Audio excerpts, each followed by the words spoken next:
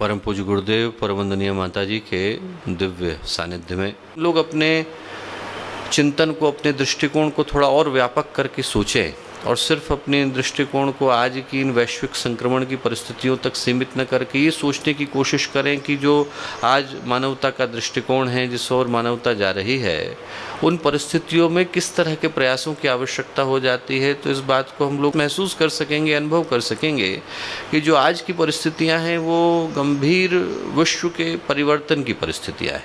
जिन लोगों ने गुरुदेव के साहित्य को अच्छे से पढ़ा है वो इस बात से परिचित हैं कि गुरुदेव ने वर्षों पहले इस ओर मानवता को एक चेतावनी सी दी थी कि एक समय ऐसा आएगा जब विश्व संक्रमण के दौर से गुजरेगा। आज की परिस्थितियों को गुरुदेव ने युग समर की, महाभारत की परिस्थितियां, कुरुक्षेत्र की परिस्थितियां कह करके पुकारा, क्योंकि लगभग वैसी ही परिस्थितियां हैं। आज की जो घटनाएं घट रही हैं, आज जिस तरह व्यक्ति की मानसिकता है, जिस तरह का चिंतन है, जिस तरह का दृष्टिकोण है, वो उसी परिभाषा को सत्य ठहराता हुआ प्रतीत होता है। ऐसा लगता है कि जैसे महाभारत के समय में एक और सारी पैशाचिक प्रवृत्तियाँ, सारी पाश्विक ताकतें, सारी की सारी नकारात्मक शक्तियाँ, सारे के सारे दुर्जन दुष्ट एक तरफ आकर के एकत्रित हो गए थे। आज भी कुछ वैसी ही परिस्थितियाँ हैं। शुभ एक और है, अशुभ एक और है, प्रकाश एक और है, अंधकार एक और है। आदमी के मन के अंदर देवत्व और असुरता निरंतर संग्राम सा करते हुए प्रतीत होते हैं। जैसे दुर्गा सप्तशती के अंदर वर्णन आता है कि धूम्रलोचन जो है वो व्यक्ति की आंखों के ऊपर धुआं डाल करके उसके चिंतन को भ्रमित कर देता था, वैसे ही आज की परिस्थितियां हैं कि आज भी स्वार्थ और संकीर्णता का धुआं इंसान के मन के ऊपर इस कदर भर गया है कि आदमी अपने जीवन के उद्देश्य को भी भूल करके बैठा है, मानवता को भी भूल करके बैठा है, इंसानियत को भी भूल करके बैठा है। न प्रकृति उसे याद है, न परमात्मा याद है, न परमेश्वर याद है, न जीवन का उद्देश्य याद है। और जो परिणाम में निकल करके आता है वो हम लोगों के सामने है।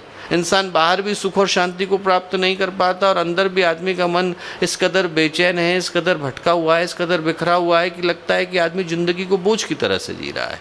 कोई कार्य है जो हमें करना है, आदमी को न उसके पीछे का भाव याद है, न उद्देश्य याद है, न जाना किधर था, न चिंतन याद है, न दृष्टिकोण याद है। सुख बढ़ गया, साधन बढ़ गए, सुविधाएं बढ़ गई, पर क्या ये सत्य नहीं है कि उसी अनुपात में आदमी की भावनाएं बिखर गई। स्नेह और विश्वास का स्थान जो है शक, संदेह और कठोरता ने ले लिया है। घर बड़े हो गए, कहीं जहाँ पर झोपड़ियाँ खड़ी हुआ करती थी वहाँ राजमहल खड़े हैं, पर इंसान की भावनाएं तो छोटी हो गई।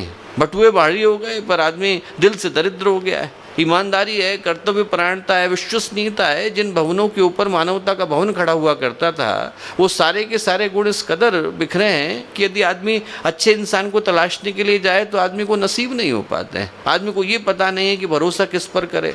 और आदमी जब गलत राह पर चल रहा है तो गलत राह पर चलते समय में न उसको अंतरात्मा की ग्लानि का भय है, न उसको ये चिंता है कि मैं रात में सोऊंगा कैसे, मन में शांति कैसे आएगी, न उसे ये चिंता है कि समाज क्या कहेगा, न समाज का संकोच उसको याद है, न प्रशासन का भय उसको याद है, न ईश्वर की न्यायप्रियता पर, कर्मफल विधान पर जरा सा भी भरोसा है। परिणाम में क्या है? परिणाम में गुरुदेव ने कहा है कि दो ही रास्ते हैं, तीसरा रास्ता यहाँ पर उपलब्ध नहीं है। जो आज मानवता के सामने प्रश्न पत्र आ गया है इसमें मल्टीपल चॉइस क्वेश्चन नहीं है, दो ही आंसर हैं। आपको सही का चयन करना है या गलत का करना है। एक तरफ तो विनाश है, विध्वंस है, विप्लव है। एक तरफ गए तो इस तरह की परिस्थितियां बनेगी कि इंसान अपने आप को भी नष्ट करेगा, दुनिया को भी नष्ट करेगा, मानवता को भी नष्ट करेगा। यदि उधर काफिला बढ़ता चला गया तो व्यापक जनसंहार के अलावा और मानवता के संपूर्ण नाश के अलावा दूसरा कोई ऑप्शन मानवता के सामने है नहीं। और दूसरी तरफ शुभ की, मंगल की, कल्याण की संभावना है। या तो आदमी को उठना पड़ेगा या फिर गिरने के लिए मजबूर होना पड़ेगा। इसके अलावा तीसरा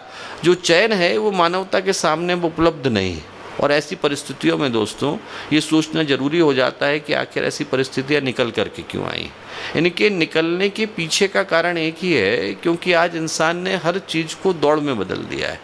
आज हर चीज़ दौड़ती हुई आ रही है। विकास है, दौड़ रहा है, ठीक बात है, पर महत्वाकांक्षाएं भी दौड़ रही हैं। पतन भी उसी तेजी से बढ़ता हुआ चला आ रहा है, विनाश भी उसी तेजी से बढ़ता हुआ चला आ रहा है। आदमी की कामनाएं अनंत हो गई हैं और उसके पास शक्तियां सीमित हैं। बदले में मिलेगा क्या?